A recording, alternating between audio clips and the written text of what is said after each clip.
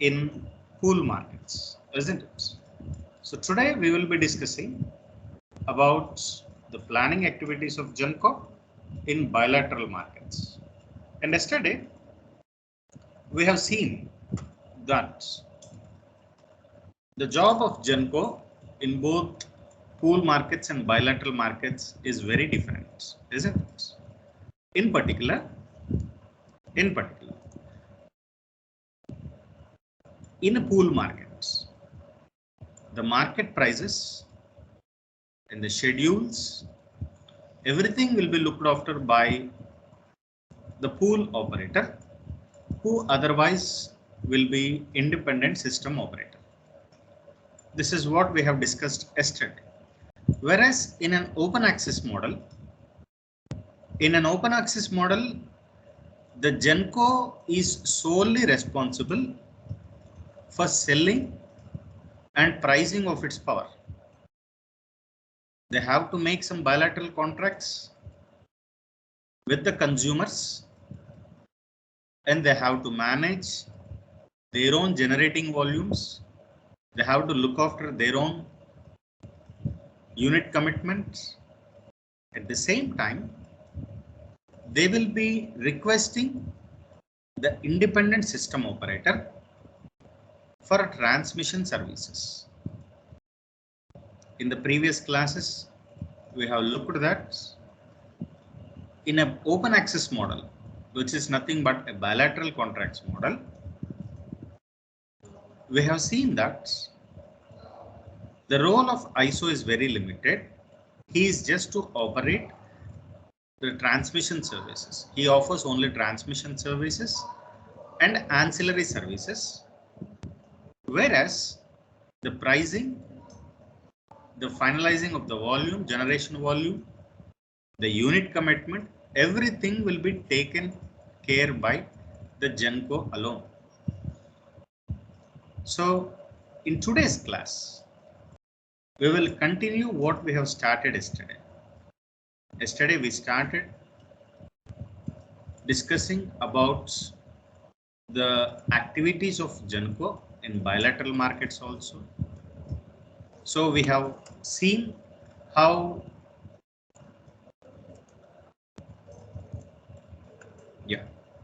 we have seen this particular thing. What are the functions of Genco in bilateral markets?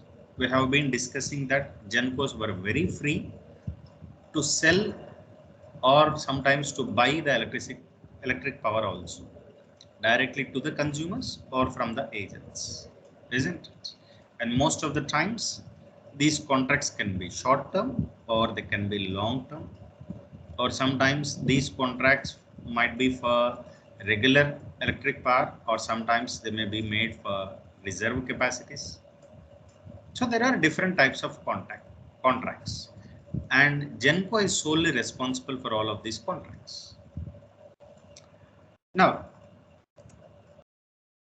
as already been said, let us suppose if there is still by some sort of exigencies, the Genco is left over with some amount of power, then sell this power in a spot market if it is available.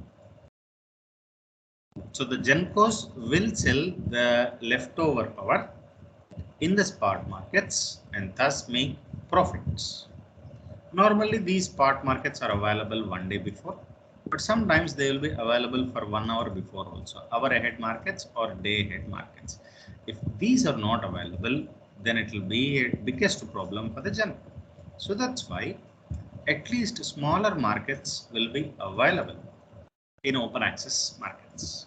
Smaller pool markets, which generally cater to very low volumes of electricity, they will be available in order to address the exigencies in electricity markets.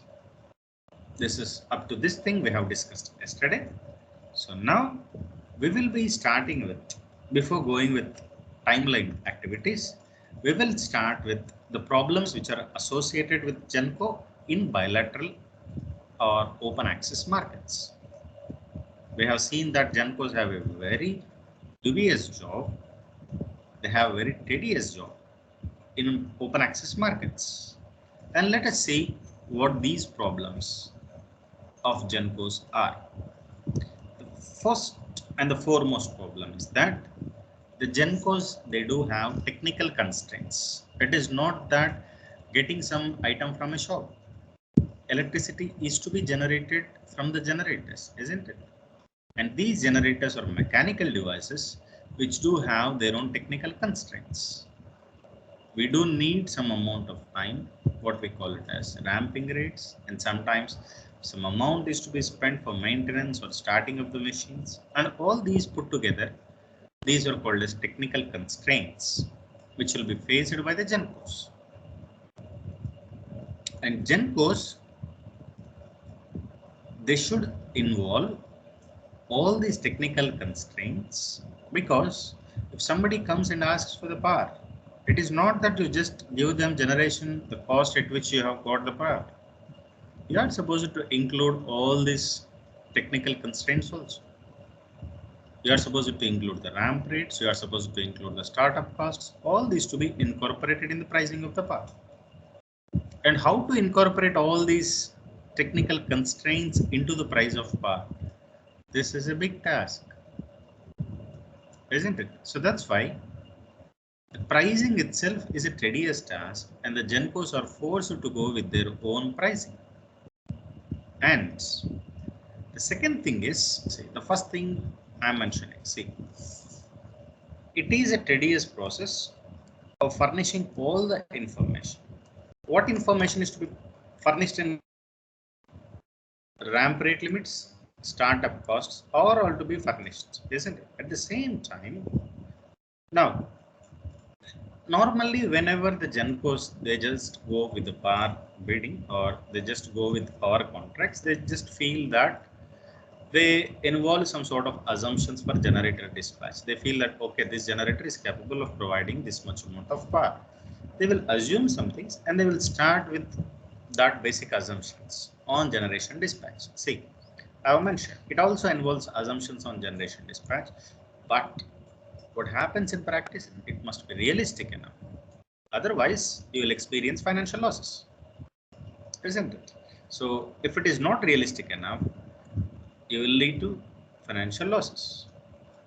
And more importantly, as you all know, GENCOs predominantly, even though we do have renewable energy sources, predominant sources are, one is thermal, the other one is a hydel, isn't it? See, hydel advantage is that the cost of generation of power is very, very low. Whereas in case of a thermal thing, the ramp rates are high, startup costs are also high, and the maintenance operating costs are also very high. So that's why the GENCOs which do have predominantly thermal components, thermal units, they have a very complex job to do. If you do have a hydel plants, then you can just start them very fastly, and the startup costs are very, very low, and the maintenance and operation costs are also very, very low. You can reap in more amount of profits. At the same time, 1 minute.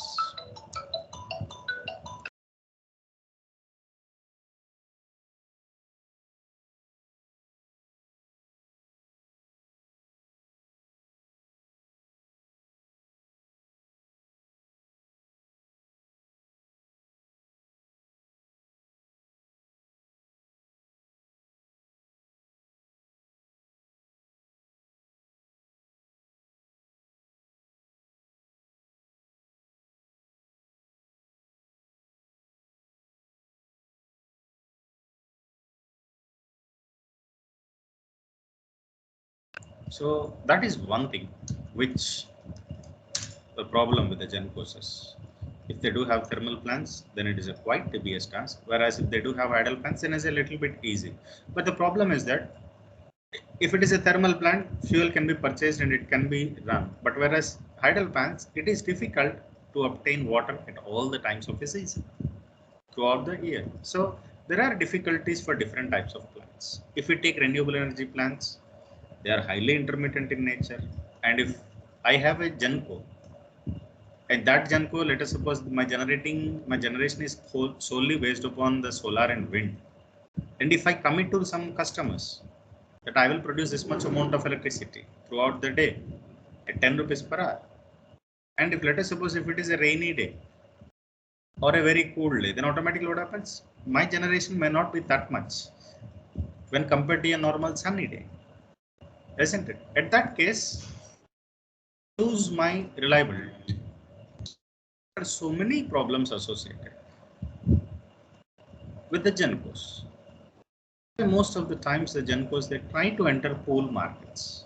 But what happens is if we enter the pool markets, it is not a win-win situation for everyone because they may not get the prices because the prices are decided by the pools. So some people, those who are so much greedy that they can want higher profits and who they feel that they are more confident that they can handle all these things, they will go with the bilateral contract model. Okay, but anyhow, what I can say is that the GenCos face a lot of problem. The GenCos have so many problems associated with them in open access model when compared to pool model. Okay, so now let's look all these activities on a timeline basis. Okay, now moving ahead. As already mentioned in the previous classes, let us suppose if this is the case, I will divide. Let us suppose this today is 14th, so I am supposed to generate electricity and deliver electricity on 15/9/21. So what are the things which will be done before and what are the things done after? So this is ahead, 24 hours ahead. This is real time and this is near real time. Okay, I'll divide now. I am not bothered about the post things. I'll be doing the things. But I saw this 24 hours ahead, real time, after real time. But ఇక్కడ నేను ఏం చేస్తానంటే 24 hours ahead, just near real time and real time. So let's go through these things. We do have the list of activities. What are the list of activities, guys? First of all, they are supposed to make some agreements, isn't it? Then based upon the agreements, they have to go with schedules, right? So now let's see 24 hours ahead. Let us suppose they have already now see they have already made their own contracts. Okay, so now a price forecast is available or carried out. Basically this will be done to estimate the hourly market prices. That's what I have told you earlier also. Price forecast will be done.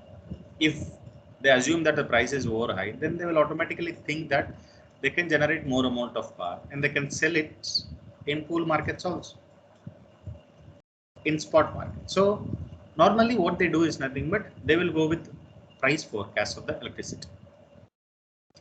After doing this, if they feel that the price is very high, they will surely try to generate more amount of electric power at a lower cost. If I want to generate more amount of electric power at lower cost, what should be done? Unit commitment must be done. So based upon the unit commitment, a unit run cheste naaku takku cost to generation vastundi. So that will be taken up. Based upon that, generation schedule and trading decisions for the next day will be done with the sole concept of maximizing their profit. Isn't it? First price forecasting, next unit commitment. Based upon that, generation schedule will be finalized, and then trading decisions. If there are long-term trading decisions, no problem. If there are short-term trading decisions, they will go 24 hours ahead. Okay, so based upon this trading decisions and based upon the price forecast, they will decide, they will provide the power to all the people who have already contracted with them, apart from the additional power. For the additional power which they want to sell it in the spot market, they will design a bidding strategy.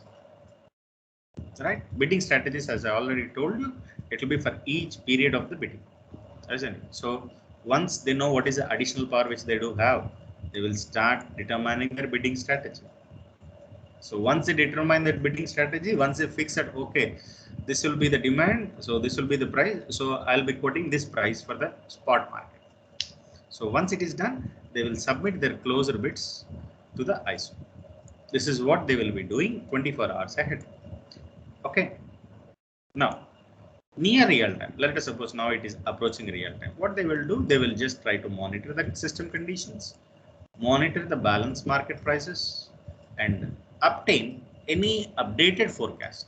ఇంకేమైనా updated forecast వస్తే కన్నా ఇంకా ఎక్కువ పైసలు సంపాదించుకుందామని ఆశ ఉంటుంది, right?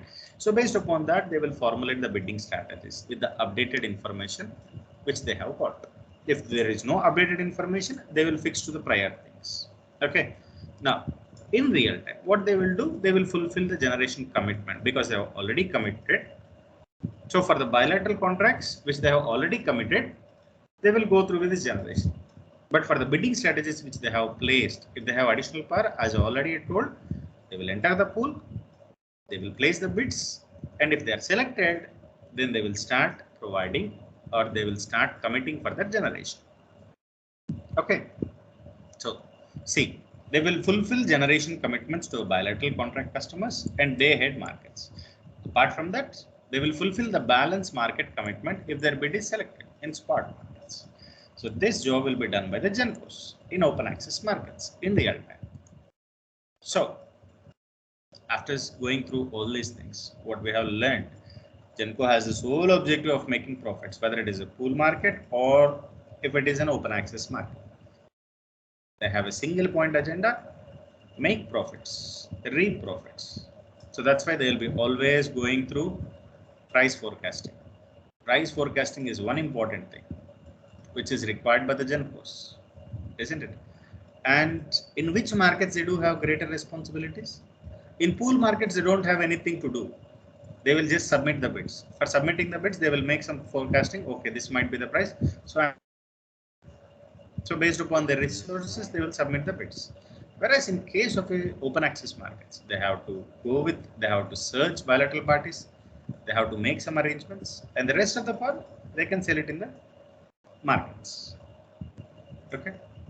So I hope now you have understood what is the activities, what are the activities of GENCO in pool market and also bilateral markets. Okay. So I have got some questions for you. I hope now you are able to list the activities in time domain, particularly in pool and bilateral markets. And I hope now list the operational activities of GENCO in pool markets based on time domain. This is a direct question I have already given to you. Now see here, what are the problems associated with GENCO in bilateral markets? I think I have explained, right? So listing those problems, now you list the operational activities of GENCO in bilateral markets on the time domain. So two questions, listing the activities in pool markets and bilateral markets on a time domain. This you are supposed to complete for me. These are the questions related to this particular topic. Apart from this,